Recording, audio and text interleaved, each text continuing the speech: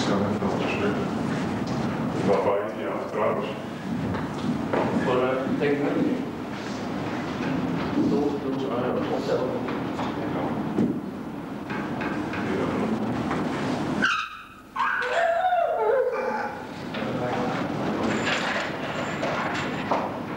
Stilte zou creëren.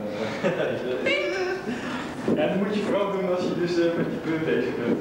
Ja, dat is verschrikkelijk. Dat is wel duidelijk. Alles mooi. Zoiets.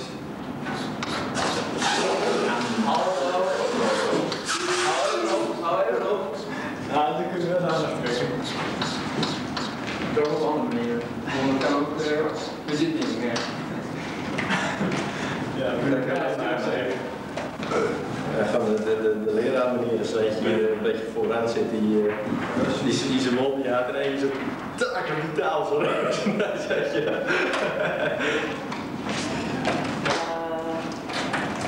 Tata! Kijk, als we nu met het voorgaan, denk ik best wel niet. Niemand zo actief geweest. Om we naar de vorige prestatie te doen. De vorige precies. Nee, het leek onverstandig. Onverstandig? Maar onverstandig. Gewoon niet leuk. Gewoon geen zin. Ja, precies. Nee, dat kan een beetje een missie. Het kan best heel interessant geweest zijn. Weet je wat een missie? Ja, Zo'n lessenaar. Ja, inderdaad. Dat kun je lekker zo. Ja, dan gaan we het alles aan doen. Hoe doen wij dat straks aan? Gaan we straks met z'n... Zo begonnen in de Inderdaad. Hoe wij straks gewoon zeg met z'n vieren vooruit zitten en... Ja, zeggen we zo. Ik vind het wel nog. Ik vind het wel mooi als wij elkaar. Als iedereen op eigenlijk moeten ze er verstoppen. Iedereen zit nu in één kant zitten. Want ze zijn zo snel voor. Als daar mensen zitten en daar mensen. Ja, ze staan er altijd voor. Ik gewoon mooi zitten. Ik vind het moeilijk. En gewoon een stoelje voorzitten. Ik zou iets meer zo zeggen trouwens in plaats van zo. Ja, oké, dat wordt makkelijker. Maar ik vind het mooier zo doen. Ja. Dit is ook meer steeds nog onmogelijk. Dat vind ik mooi. Ik wil precies in die Zo een stoel met die sterk van zo is. In deze kant. Hallo. Hallo. Ja, dit is net zo.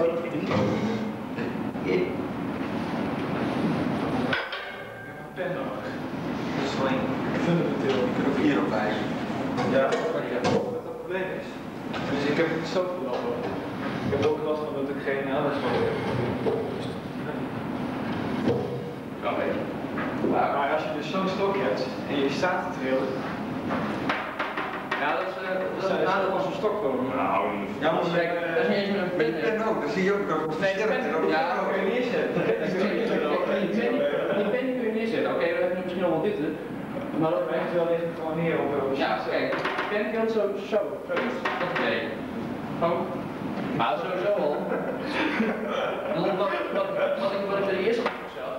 Je had al keurige sheets, al met twee keurige sheets met punten erop. Dan een hele nuttige punt en dan ga je er naartoe wijzen. Want het is helemaal geen nut om een punt zoiets van, dat is niet. We gaan eerst de inleiding doen. Op die manier, dat heeft geen enkel nut gewoon. Ik bedoel, het kan... Heb je iets om aan Ja, te kijken? jij legt het gewoon neer. Ja, je legt het gewoon neer en je vertelt gewoon. De mensen zien zelf wel, dat hoef je niet aan te wijzen. Het is altijd makkelijk als je iets hebt om. Ja, dan kijk je even snel zo. Maar kijk, Ja, ook om even iets met de handen te doen. ja, ik bedoel, het is wel even... Zo'n stok ook zo makkelijk. Ja, kijk, dat bedoel ik het wel invullen, maar om tijdens iets van de inleiding. Kijk, om zo te gaan staan, dat bedoel ik absoluut, het is onzin. Ah, ik kan wel even je kant bij zitten. Ja, nou, ik vind het op zich, ja, het kan wel, maar ik vind het op zich absoluut niet nodig. De inleiding is wel duidelijk. Dit is gewoon geheugensteuning. Ik vind het trouwens ook niet echt handig met de eerste groep, dat is wel aardig dat jij het niet doen. Maar het zijn dan die sheeten, die ene sheet weer zo weer teruggelegd, en die laten dan twee seconden op en dan weer af. De algemene sheet. Ik weet niet duidelijk van. En ik vond wel even vragen, bijvoorbeeld dat hier wel op, hier staat het naam gewoon aan. Dat hadden ze wel een indeling, maar er stond de naam niet even bij. Dat is zo'n stom van. Maar wat ook het probleem met deze sheets is, ook die op het formulier van die nee, staat alleen achteraan. Dat is een voorbeeld. Ja, als je een overzichtje geeft, je geeft wel dit, dan geef je de naam er ook bij. Want dat vind ik heel logisch als je naam ook even bijgeeft.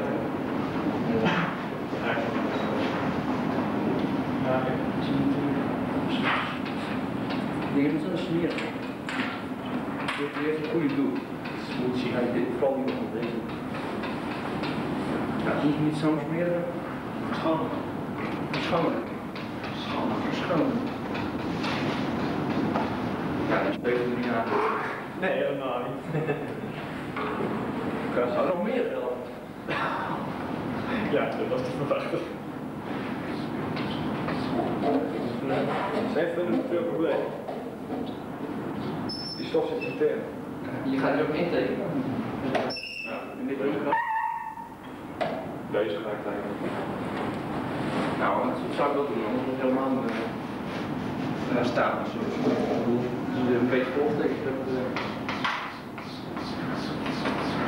Maar wie begrijpt er nu zo'n virtual reality en engine en welke kilometers je sensor?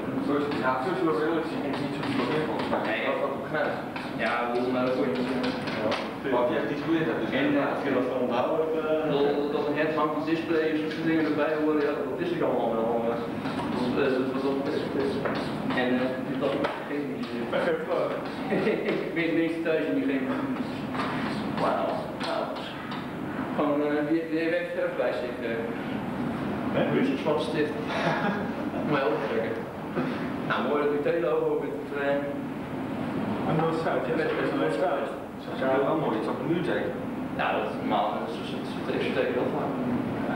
Al die garagedeuren die al mooi beschilderd zijn, de allemaal met diopreters en overpreters.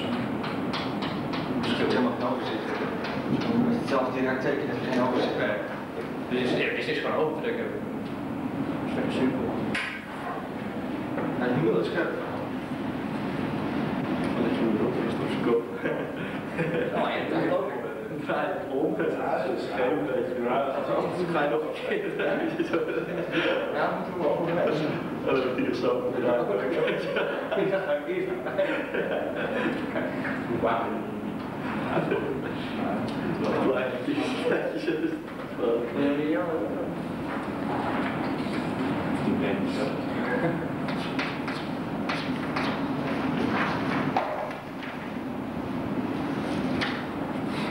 Ja, nou, als je daar even niet mee dan onze eerste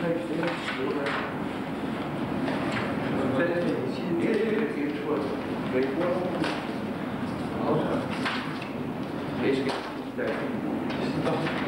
Ja, het is toch. Ik weet niet of het heet. Hier ben ik niet zo lot of zo. Hier is het zal het zijn. Nou, geluid.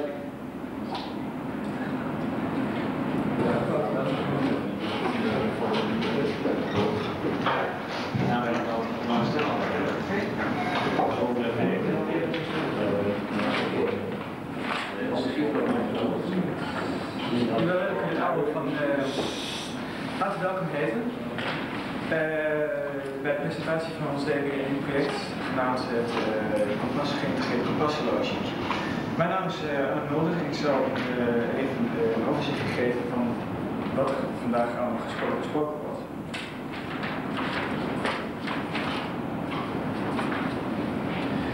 Allereerst zal ik een kort geven over het project.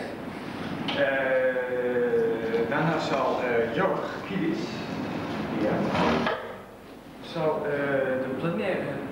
de planaire flux gate sensor nader toelichten. Deze is in het meesterlab van UT ontworpen en gerealiseerd. Ik weet niet dat iedereen het zo kan zien.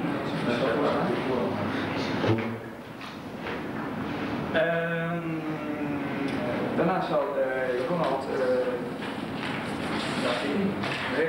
zal een ander type sensor toelichten, dat is de toroïde flux gate sensor. Daarna zal Richard zal enkele methoden om dus die samenhang met sensoren, dat zal hij even bespreken. En tenslotte zal Jeroen Hollema, die daar, zal de discussie leiden. Ja, de zesde persoon, dat is even misschien opmerking erover, maar de zesde persoon die is op vakantie, dus Roland zelf. Het doel van de opdracht bestaat uit het ontwerpen en realiseren van een prototype voor de Practicum ESIC, cursus 34-95.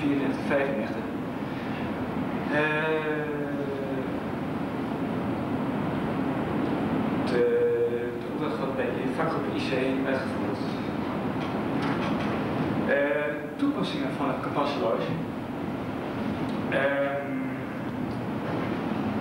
Is behalve dus als navigatiehulpmiddel voor de consumentenmarkt, is het ook nog de bedoeling dat het iets universeel wordt.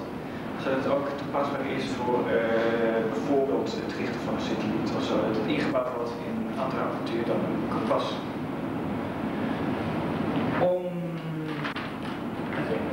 De Compassloge bestaat in principe uit twee functies. Dus allereerst een kompasfunctie dus. En ten tweede een horlogefunctie. Om dus dat de kompasfunctie de hoofdfunctie is, steken we in het begin niet veel tijd in een uurwerkfunctie. Als er toch tijd over blijkt te zijn, dan zullen we dus ook een uurwerkfunctie implementeren. De opbouw van de kompasfunctie zal ik uitleggen met behulp van een figuur.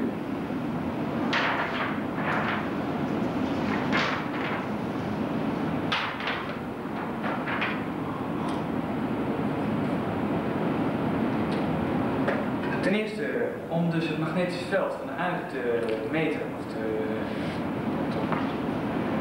meten, is er een omzetting nodig van het magnetisch veld naar het elektrische domein. Daar wordt dus die sensor voor gebruikt. Die sensor heeft dus een uitgangsspanning, die is evenredig met D heeft een uitgangsspanning met informatie die het magnetisch veld bevat. Om die informatie eruit te halen is er een meetscreen nodig. Dat is analog geïmplementeerd. Die zet die informatie die van de sensor afkomt om in een analoog signaal dat evenredig is met het magnetische veld. Om het display aan te sturen is er verder nog een digitale verwerking nodig van het signaal. In dat blok verwerken komt ook een externe aansluiting te zitten, zodat de informatie van de richting van het magnetisch veld ook verwerkt kan worden door andere apparatuur. Zoals het voorbeeld dat ik kan zei van het richten van een satellietschotel. Dat is gewoon een schakeling voor externe gebruik kan worden. Wil men echter de richting van het magnetisch veld bepalen, dan heeft men niet voldoende aan één sensor. Dan kun je alleen maar dus in één richting, het magnetisch veld in één richting bepalen. Dat is niet voldoende. Daar maken we gebruik van twee sensoren die loodrecht op elkaar staan. Dat wil ik graag uitleggen met het volgende figuur. Allereerst is er een sensor in één richting, die we sensor X noemen. En daar op loodrecht is dus een sensor Y. Een sensor geplaatst die we sensor Y noemen. De vectorische som daarvan, van die twee, die geeft, van die grootheden, die geeft dan de richting van het magnetisch veld. En het is dus gewoon een arctangus uitvoeren, zeg maar, op die twee grootheden.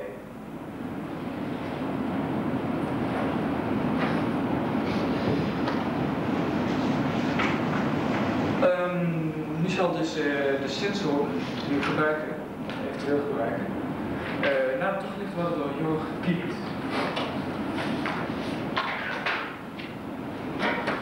Wie gaat hier wat meer vertellen over de magnetische fluxsensor?